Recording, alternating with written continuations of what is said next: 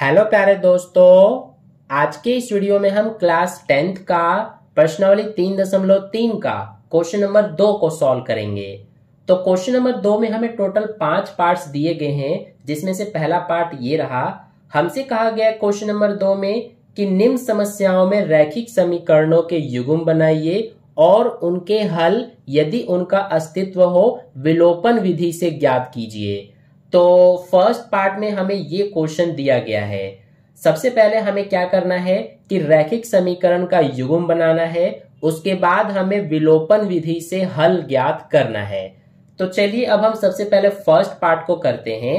इसमें हमसे क्या कहा गया है, यदि हम अंश में एक जोड़ दें तथा हर में से एक घटा दें तो भिन्न एक में बदल जाती है। यदि हर में एक जोड़ दे तो यह 1/2 हो जाती है। वह भिन्न क्या है? तो हमसे भिन्न पूछा गया है। अब भिन्न तो आपको पता ही होगा, जैसे यहाँ पर मैंने 8/5 लिखा तो ये हमारा एक भिन्न है। इसमें ऊपर जो होता है उसे हम अंश कहते हैं और नीचे वाले को हर कहते हैं। तो अगर हमें अंश और हर पता लग गया तो हम भिन्न बता सकते हैं।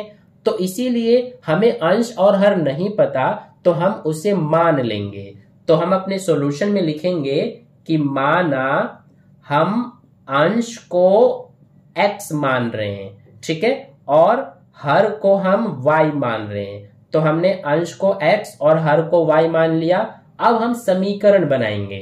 तो समीकरण बनाने के लिए हमसे बोला गया है क्वेश्चन में कि अंश में एक जोड़ दें तथा हर में से एक घटा दें तो भिन्न एक में बदल जाती है।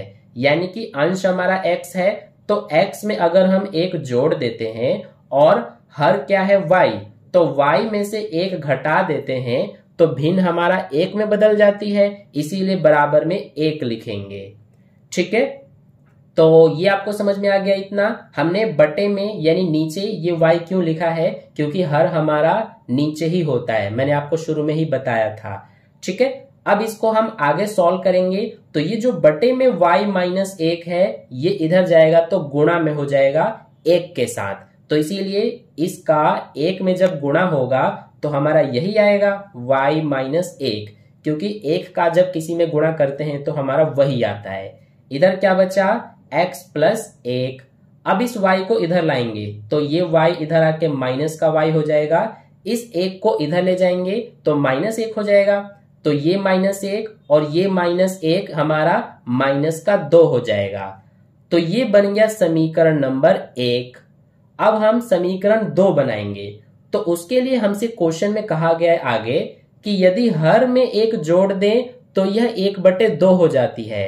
यानी कि इस बार अंश के बारे में कुछ नहीं कहा गया है, तो अंश को हम एज इट इज लिखेंगे, x है तो x लिखेंगे। और हर के बारे में कहा गया है कि हर में एक जोड़ दें, तो इसीलिए y में एक जोड़ देंगे तो भिन्न 1/2 हो जाती है, इसीलिए इस तरह से बराबर में 1/2 लिखेंगे। अब इनका क्रॉस मल्टीप्लाई करेंगे, 2 इधर जाके x के साथ गुणा में हो जाएगा तो 2x हो जाएगा। y+1 इधर जाके 1 के साथ गुणा में हो जाएगा तो हमारा y+1 ही आएगा। अब y को इधर लाएंगे तो ये हो जाएगा माइनस का y, इधर 1 बचेगा।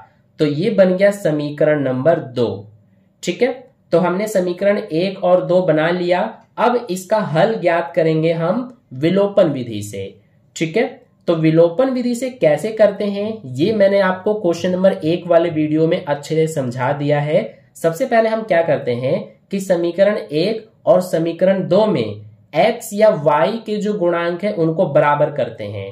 तो यहां देखिए समीकरण 1 में x का गुणांक कुछ नहीं है तो 1 मानेंगे, और समीकरण 2 में x का गुणांक 2 है, तो ये अलग अलग है। लेकिन इसमें देखिए y जो है यहाँ पर खाली y ही है और समीकरण 2 में भी खाली y है, यानी ये दोनों सेम है, एक जैसे हैं। तो इसीलिए इसमें हमें कुछ गुणा करने की जरूरत नहीं है। सीधा हम क्या करेंगे कि इस समीकरण 2 में से समीकरण 1 को घटा देंगे। ठीक है, क्योंकि हमारा इसमें ऑलरेडी ये y दोनों में एक जैसे ही हैं, तो इसीलिए सीधा हम यहां पर लिख देंगे कि समीकरण 2 में से 1 को घटाने पर तो समीकरण 2 ये रहा हमारा। सबसे पहले 2x है, माइनस में y है, बराबर में 1 है। हम समीकरण 2 में से 1 को घटा रहे हैं, इसीलिए समीकरण 2 को ऊपर लिखेंगे पहले और समीकरण 1 को नीचे लिखेंगे इस तरह से। अब घटाते हैं तो क्या करते हैं, नीचे वालों के निशान चेंज कर देते हैं। तो ये x प्लस में है, ये माइनस हो जाएगा, ये माइनस में है तो प्लस हो जाएगा, ये भी माइनस में है तो प्लस हो जाएगा। तो देखिए ये 2x माइनस का x, यानी 2x में से ये x घटाएंगे तो सिर्फ x बचेगा। ये माइनस y प्लस y, ये तो कैंसिल हो गया। ये 1 प्लस 2, ये हो गया हमारा 3। तो देखिए x बराबर 3 आ गया, यानी कि x का मान हमारा 3 आ गया। अब हमें निकालना है y का मान। तो उसके लिए क्या करेंगे कि इस x का मान हम समीकरण 1 में रख देंगे। समीकरण 2 में भी रख सकते हैं, लेकिन मैं समीकरण 1 में रख रहा हूं। तो यहां लिखेंगे x का मान समीकरण 1 में रखने पर।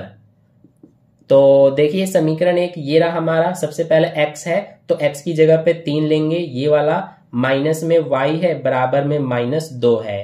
तो ये हमारा -y, ये -2, 3 इधर आके -3 हो जाएगा। तो -y बराबर, इसको सॉल्व करेंगे तो -5 आएगा। -2 -3 माइनस माइनस प्लस हो जाएगा, तो -5 आएगा, क्योंकि इसमें देखिए बड़ा जो है वो माइनस में है। तो ये माइनस से माइनस कट जाएगा तो y बराबर 5 आ जाएगा। तो ये हमने निकाल लिया y का मान। तो x और y का मान आ गया। अब हमसे क्या पूछा है, भिन्न पूछा है। तो अब हम भिन्न बड़े ही आसानी से बता सकते हैं।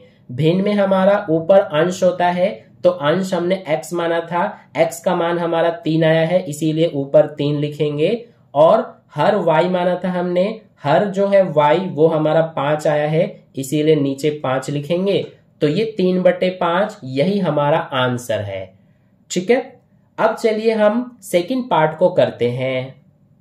तो देखिए सेकंड पार्ट में हमें क्या कहा गया है, 5 वर्ष पूर्व नूरी की आयु सोनू की आयु की 3 गुनी थी। 10 वर्ष पश्चात नूरी की आयु सोनू की आयु की 2 गुनी हो जाएगी। नूरी और सोनू की आयु कितनी है?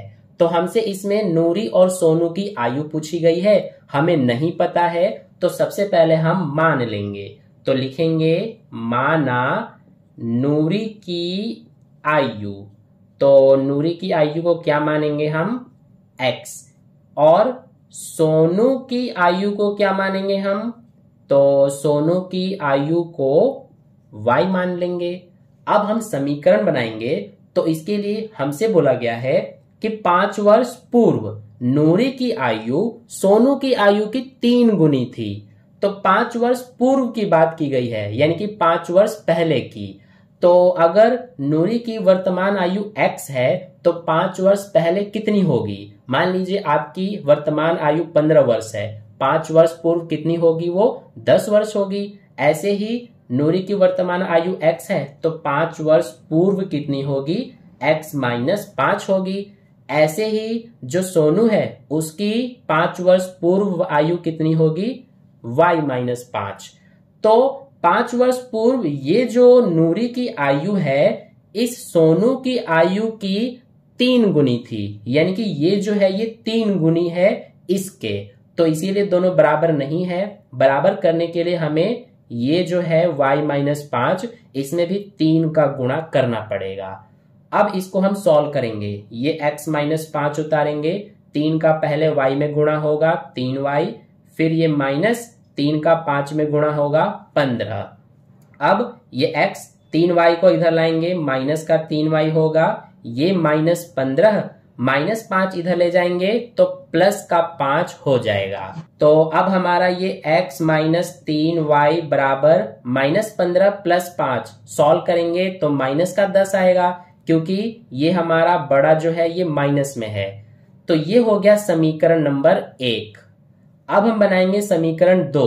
तो उसके लिए हमसे बोला है कि 10 वर्ष पश्चात नूरी की आयु सोनू की आयु की 2 गुनी हो जाएगी, यानी कि 10 वर्ष पश्चात की बात की गई है, 10 वर्ष बाद की। तो अगर नूरी की वर्तमान आयु x है तो 10 वर्ष बाद x + 10 हो जाएगा। मान लीजिए अभी आपका वर्तमान आयु 15 है, 10 वर्ष बाद 25 वर्ष हो जाएगा। ऐसे ही इसमें भी है, ठीक है। और सोनू की 10 वर्ष पश्चात आयु कितनी होगी? y प्लस 10 होगी।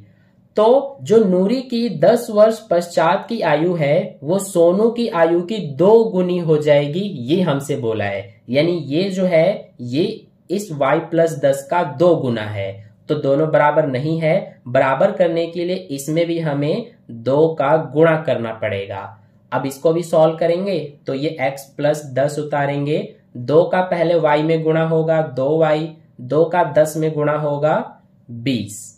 अब 2y को इधर लाएंगे तो ये हो जाएगा माइनस का 2y, ये 10 इधर जाके माइनस हो जाएगा, तो 20 में से इस 10 को माइनस करेंगे तो 10 आएगा। तो ये हो गया समीकरण 2, ठीक है। तो हमने समीकरण 1 और 2 बना दिया है। अब हम इसको विलोपन विधि से हल करेंगे। तो हल करने के लिए देखेंगे हम कि क्या समीकरण 1 और 2 में x या फिर y के गुणांक बराबर हैं क्या। तो देखिए इसमें हमारा x और इसमें x दोनों में एक जैसे हैं, तो इसीलिए हमें इसमें गुणा करने की कुछ जरूरत नहीं है। सीधा इसमें भी हम क्या करेंगे, फर्स्ट पार्ट की तरह कि ये जो हमारा समीकरण 2 है इसमें से इस समीकरण 1 को घटा देंगे, ठीक है। तो इसीलिए यहां पर अब हम लिखेंगे कि समीकरण 2 में से 1 को घटाने पर, तो समीकरण 2 हमारा ये रहा। सबसे पहले है x माइनस का 2y बराबर में 10 है। हम 2 में से 1 को घटा रहे हैं, इसीलिए समीकरण 2 को पहले लिखेंगे और ये जो समीकरण 1 है इसको नीचे लिखेंगे इस तरह से, ठीक है। अब हम घटा रहे हैं तो इन नीचे वालों के निशान चेंज हो जाएंगे, ये माइनस में हो जाएगा, ये प्लस में, ये भी प्लस में। तो ये x और ये माइनस का x ये कैंसिल हो गया, ये माइनस का 2y और ये प्लस का 3y, तो माइनस प्लस माइनस तो घटाएंगे 3y में से 2y तो सिर्फ y बचेगा, बराबर ये 10 प्लस 10 ये हो गया 20। तो देखिए y बराबर 20 आ गया, यानी कि ये हमने y का मान निकाल दिया। अब निकालेंगे x का मान। तो इसके लिए जो ये y का मान है, y का मान हम समीकरण 1 में रख देंगे। तो लिखेंगे y का मान समीकरण 1 में रखने पर, तो समीकरण 1 हमारा ये रहा। सबसे पहले x है माइनस में 3, फिर y का मान हमें 20 लेना है बराबर माइनस 10। तो ये x माइनस 3 और 20 का गुणा करेंगे तो माइनस 60 हो जाएगा। इधर माइनस 10 है, माइनस 60 इधर जाएगा तो इधर x बचेगा, ये माइनस 10 ये इधर जाके प्लस का 60 हो जाएगा। तो x कितना आ जाएगा, ये माइनस प्लस माइनस तो घटाएंगे तो 50 बचेगा। तो ये आ गया हमारा x का मान, 50 प्लस का होगा ये, ठीक है, क्योंकि बड़ा जो है ये प्लस में है। तो x का मान और y का मान हमने निकाल दिया। x हमने क्या माना था, नूरी की आयु x माना था हमने, तो इसीलिए नूरी की आयु कितनी हो जाएगी, 50 वर्ष। और y क्या माना था हमने, सोनू की आयु, तो इसीलिए सोनू की आयु कितनी हो जाएगी, ये 20 है तो इसीलिए 20 वर्ष हो जाएगी सोनू की आयु। तो ये हो गया सेकंड पार्ट का सॉल्यूशन कंप्लीट। अब चलिए थर्ड पार्ट को करते हैं। तो देखिए थर्ड पार्ट में हमसे क्या कहा गया है, 2 अंकों की संख्या के अंकों का योग 9 है। इस संख्या का 9 गुना संख्या के अंकों को पलटने से बनी संख्या का 2 गुना है, वह संख्या ज्ञात कीजिए। तो इसमें हमसे संख्या ज्ञात करने के लिए कहा गया है, जो संख्या है वो हमारा 2 अंकों की है, ठीक है। जैसे यहाँ पर एग्जाम्पल के लिए मान लीजिए हमारे पास ये 26 एक संख्या है जो कि 2 अंकों की है, 1 2। तो ये 2 अंकों की संख्या हमारी कैसे बनती है, देखिए इसमें ये जो होता है पहला वाला पीछे से ये इकाई अंक होता है और ये होता है दहाई अंक। तो इसको हम एज इट इज लिखते हैं इकाई अंक वाले को, और जो ये दहाई अंक पे होता है हमारा 2 है, तो इसमें 10 का गुणा होके और इस तरह से जुड़ जाता है, यानी कि 2 दहा 20 प्लस 6 तो हमारा ये 26 बनेगा। तो मैं आपको ये समझाने की कोशिश कर रहा हूं कि जो हमारा एक 2 अंकों की संख्या होती है उसमें इकाई अंक वाला एज इट इज रहता है और जो दहाई अंक वाला होता है इसमें हम 10 का गुणा करते हैं।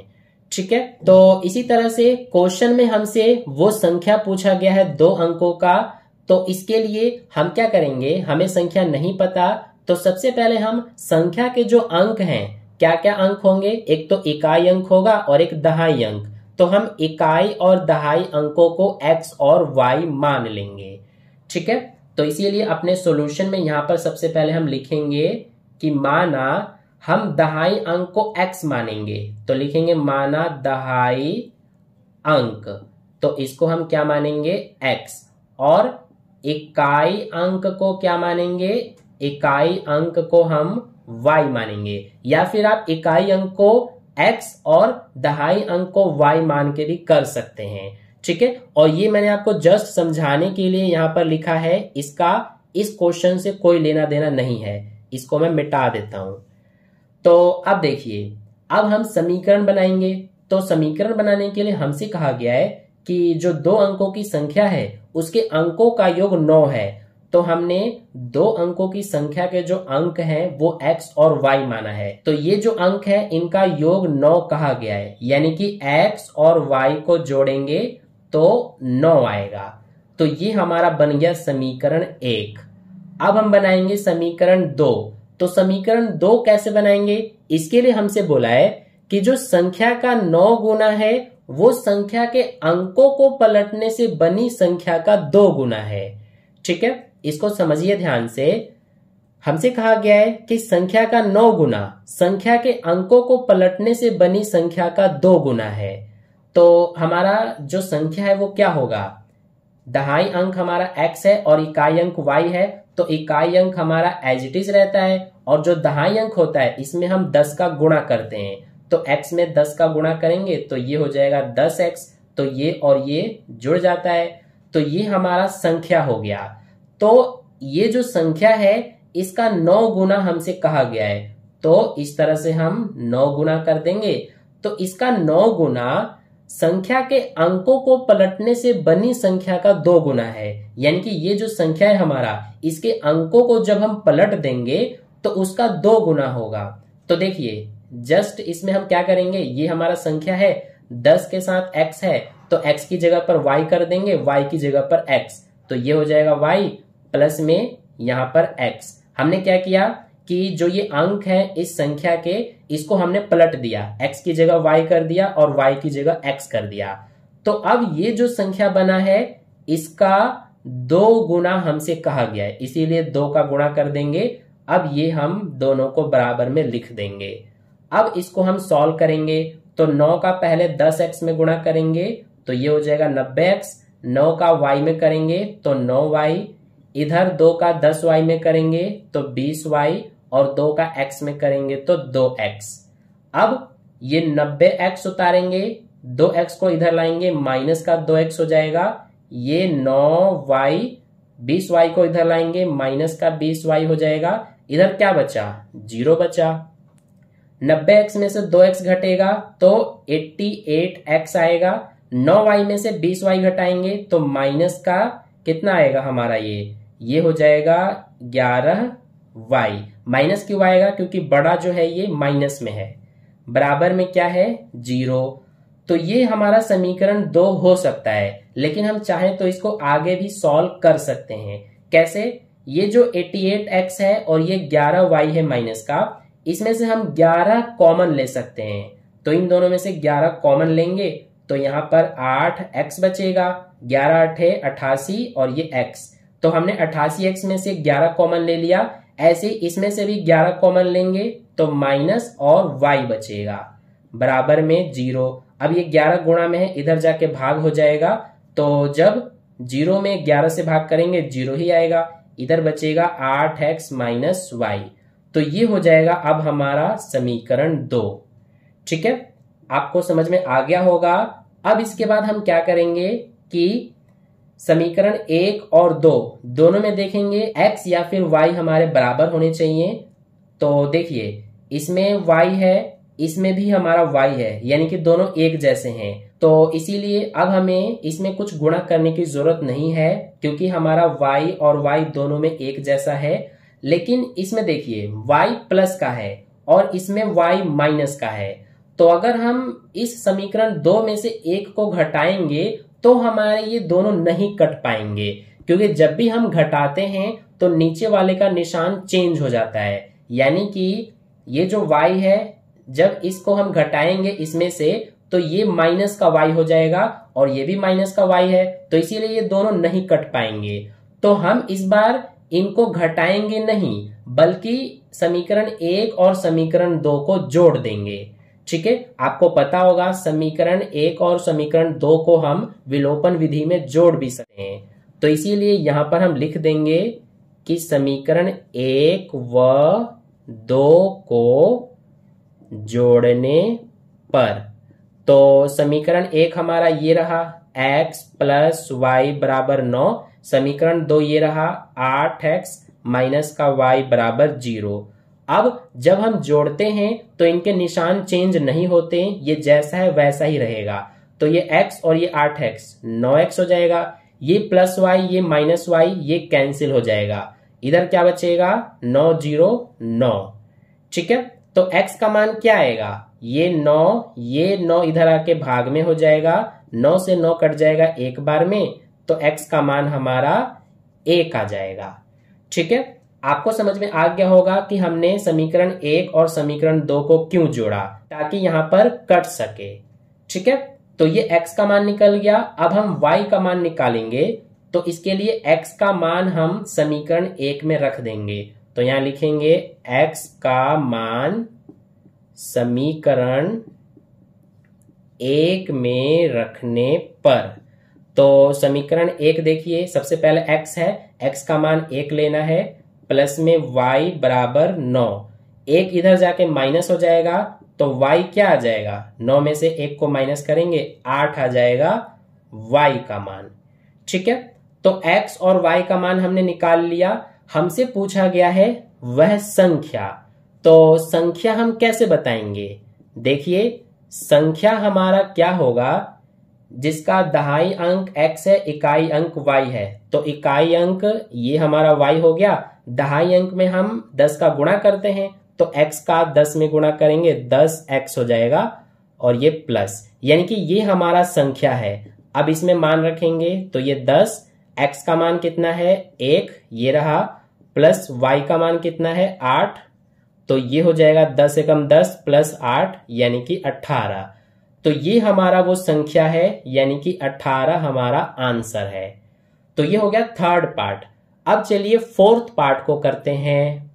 तो फोर्थ पार्ट में देखिए क्या कहा गया है। मीना 2000 रुपए निकालने के लिए एक बैंक गई।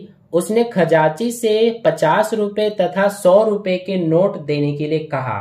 मीना ने कुल 25 नोट प्राप्त किए। ज्ञात कीजिए कि उसने 50 रुपए और 100 रुपए के कितने कितने नोट प्राप्त किए। तो देखिए इसका सॉल्यूशन कैसे करेंगे हम। हमसे क्या ज्ञात करने के लिए कहा गया है, 50 रुपए और 100 रुपए के कितने कितने नोट मीना ने प्राप्त किया। तो हमें नहीं पता, इसीलिए सबसे पहले हम मानेंगे। तो लिखेंगे यहां पर हम कि माना, सबसे पहले हम 50 के नोट मान लेते हैं कि x हैं, ठीक है, और 100 के नोट क्या मानेंगे हम y। तो अब हम समीकरण बनाएंगे। तो उसके लिए हमसे बोला है कि मीना ने कुल कितने नोट प्राप्त किए, 25 नोट प्राप्त किए हैं, यानी कि 50 के और 100 के कुल कितने नोट मिले हैं उसे 25। तो इसीलिए अगर हम 50 के नोट यानी कि x और 100 के नोट यानी कि y दोनों को जोड़ेंगे तो बराबर में 25 आएगा। तो ये हो गया समीकरण 1। अब समीकरण 2 बनाएंगे। तो उसके लिए हमसे बोला है कि मीना कुल कितने रुपए निकाल रही है, कुल 2000 रुपए मीना निकाल रही है, ठीक है, और 50 के और 100 के नोट ही निकाल रही है खाली। तो इसीलिए 50 के कितने नोट है, x है, तो कुल कितने रुपए हो जाएंगे 50 के। मान लीजिए आपके पास 50 के कुल 2 नोट हैं, तो कितने रुपए हो जाएंगे 100 रुपए। आपने क्या किया, 50 का 2 में गुणा कर दिया। ऐसे ही हमारे पास 50 के x नोट हैं, तो कितने रुपए हो जाएंगे 50x, और 100 के y नोट हैं तो कितने रुपए हो जाएंगे 100y। तो ये कुल मिला करके उसने 2000 रुपए निकाले हैं, तो बराबर में 2000 हो जाएगा। अब इसको हम थोड़ा आगे सॉल्व कर लेते हैं क्योंकि इसमें बड़े बड़े नंबर हैं। हम इसमें से 50 कॉमन लेंगे तो इसका x बचेगा प्लस इसमें क्या बचेगा 2y बराबर 2000। 50 इधर जाके भाग हो जाएगा 2000 में, तो इधर बचेगा x प्लस 2y। तो 50 से इसमें भाग करेंगे तो 40 आएगा। तो ये हो गया समीकरण 2।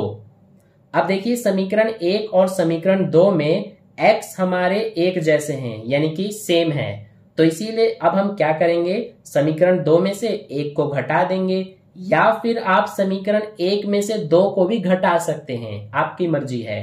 तो यहां पर मैं समीकरण 2 में से 1 को घटा रहा हूं, तो 1 को घटाने पर तो समीकरण 2 ये रहा x प्लस 2y बराबर 40, समीकरण 1 ये रहा x प्लस y बराबर 25। तो घटाएंगे तो निशान चेंज हो जाएगा, ये माइनस ये भी माइनस, तो ये हमारा कट जाएगा। ये 2y में से y माइनस होगा तो y बचेगा, और 40 में से 25 माइनस होगा तो 15 बचेगा। तो y का मान 15 आ गया।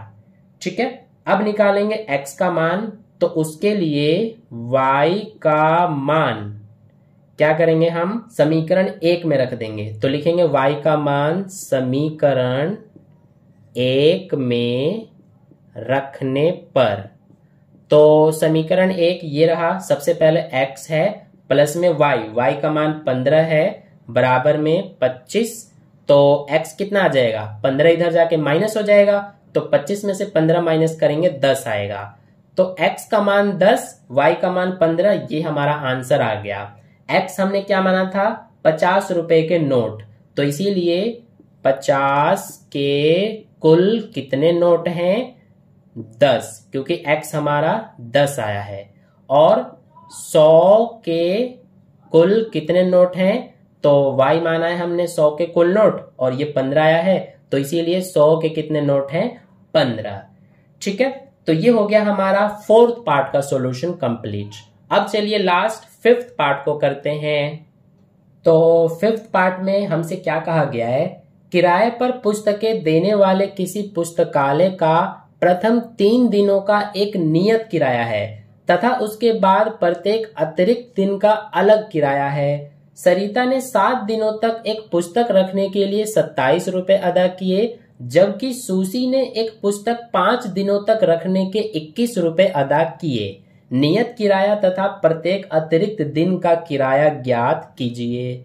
ठीक है, तो इसमें हमसे नियत किराया और प्रत्येक अतिरिक्त दिन का किराया ज्ञात करने के लिए कहा गया है। हमें नहीं पता तो हम सबसे पहले मानेंगे, तो लिखेंगे माना नियत किराया जो है इसे हम x रुपए मान लेंगे, तो लिखेंगे माना नियत किराया x, और प्रत्येक अतिरिक्त दिन का किराया y मानेंगे, तो लिखेंगे कि प्रत्येक अतिरिक्त दिन का किराया, तो इसको हम y मान लेते हैं।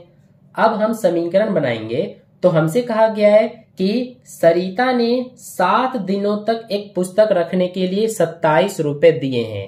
अब ध्यान से समझना, जो पुस्तकालय है वो उसका 3 दिनों का एक नियत यानी कि फिक्स किराया है, यानी कि अगर कोई पुस्तक आप किराए पर लेते हैं तो आपको 3 दिनों का एक फिक्स किराया देना पड़ेगा, एक नियत किराया देना पड़ेगा। उसके बाद आप जितने दिन तक ज्यादा अपने पास रखोगे किताब, उसके हिसाब से आपका प्रत्येक अतिरिक्त दिन का किराया लगता जाएगा। तो सरिता ने 7 दिन तक पुस्तक अपने पास रखा है, तो जिसमें से 3 दिन जो है वो तो उसका नियत किराए में चला गया, बाकी उसका 4 दिन और बचा।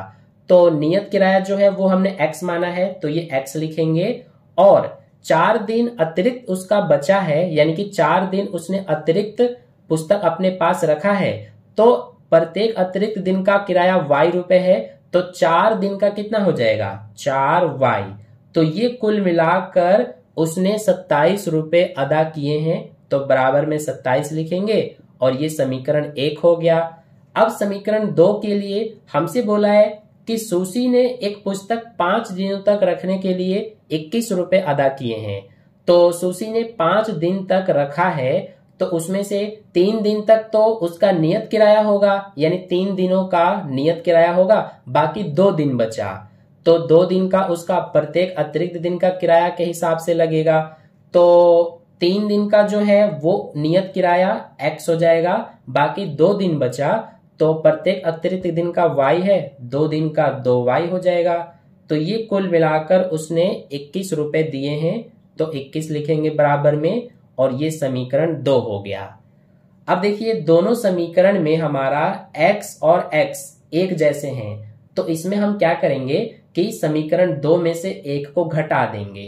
तो यहां लिखेंगे कि समीकरण 2 में से एक को घटाने पर, तो समीकरण 2 ये रहा x प्लस में 2y बराबर 21, समीकरण 1 ये रहा x प्लस 4y बराबर 27।